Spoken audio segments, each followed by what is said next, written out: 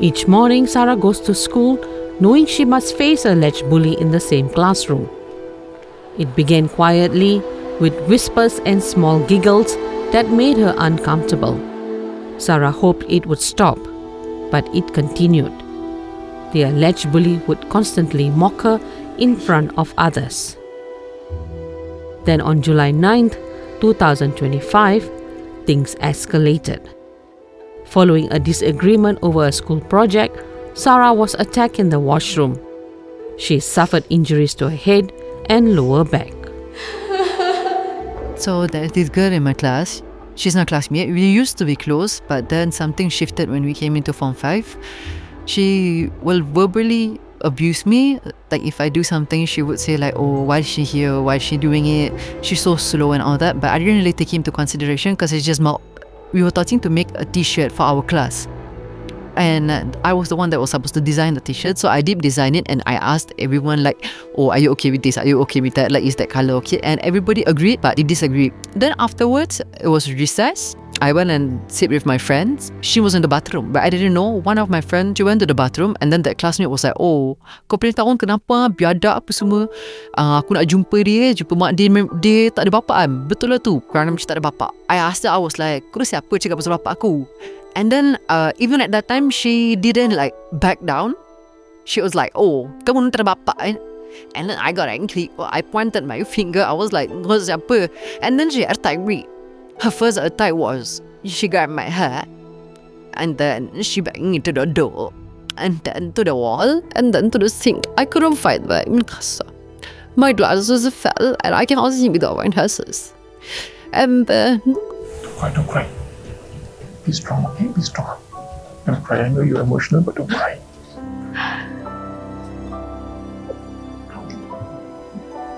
After everything happened, she can still laugh. She was just like laughing and acting like nothing's happened. Yeah, and then that night we went and make a police report. We went to GH to do CT scan, X-ray. I had injuries on my head, I had soft tissue tear and on my back. Sara said the incident was only recorded, but no disciplinary action was taken against her alleged bully.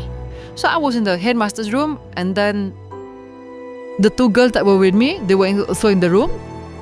After like 5 minutes or 10 minutes, they told the two girls to go out and they brought the bully in. And when she walked into the room, she still mumbled to me something. And then my teacher was like trying to blame it on how we are not matured.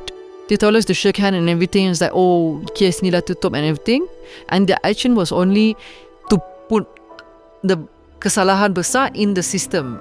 Because they said, oh, it's just the first case. We'll wait for it. If it happens again, then we'll take more actions. Sara said the alleged bully blamed her mood swings for her actions. After the whole bully happened, she blamed it on her anger issues. And the teacher also accepted her as an answer. And she was like saying, oh, my mental ganggu, like it's affecting me and everything. And she's trying to like take sympathy from people. Like she was the one who physically, emotionally abused, but she's the one who's like, oh, I'm so disturbed, I cannot study. I'm like, then me, I was the one who got back. What do you think I feel? Sara's mother, Rose, is upset about the school's inaction. She says the alleged bully is the daughter of an influential person. Of course, I'm very upset. I'm very upset because the teachers didn't do their work. I think they failed it. The teachers should play their role by being fair. What I mean, just because the mother is someone well known in the community, so the children is free to do anything. What, you all are scared because she's holding a power? So power speak, money speak. So those who are poor, I'm very angry. I want them to treat bully case as the main priority. Despite reporting her child's alleged bully to the school authorities and police, Rose said she's upset that no action has been taken against the perpetrator. So they told me that they're looking into it. They have their own SOP. They have the disciplinary board. I said, okay, I'll give you time. So every day I follow up. Then the teacher messaged me saying that the IO kata case dah tutup. I said, what? I called the IO. Then the IO said, no, we didn't close the case. It was just a misunderstanding. The teacher will take the action against the girl. I said, okay. And until today, I know nothing about the case. She is walking freely. She is there. She is among my daughter. The medical report speaks on its own. Her body is full with bruises. You know, isn't this enough to take action? You see, the girl has no solid reason why she whacked my daughter. If you ask me, the students must be expelled from school. Hello, United Sikhs Malaysia. How can I help you? Frustrated, Rose approached United Sikhs Malaysia for help after the NGO launched its anti-bullying campaign on July 17. Till today, we have tried following up with the IO. There is not much response on it. The school, only after the case was reopened, now wants to speak to the parent. This should not be the case. So what happened was, before that, he had actually closed the case. Okay. So what we did was contacted the IO and asked what's the reason of you closing the case. And after that, once he knew that an NGO is getting involved, he opened the case. He opened the case, he was responding properly, but now suddenly, again, he's not responding. And even if the police doesn't think that this can be classified under bully, by hitting another individual, that itself is assault. And schools too must play their part. Next course of action, we will be reaching out to the school. We'll be sending a formal letter demanding for explanation. Where is the case at now? It shouldn't even come to this instance that the NGO steps in. It should be the initiative by the school themselves, that making sure all students are safe. Rashpreet says since the implementation of the anti-bullying campaign, United Sikhs Malaysia has documented 13 cases.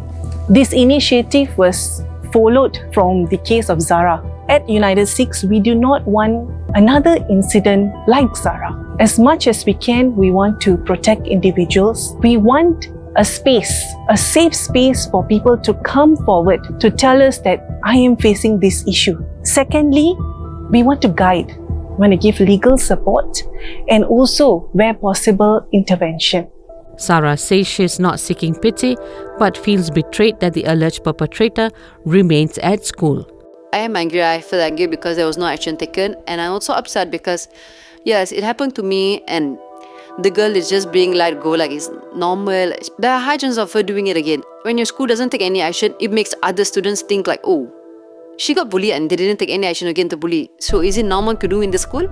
The Education Ministry says the number of bullying cases in schools continues to climb, with 7,681 cases last year compared to 6,528 in 2023.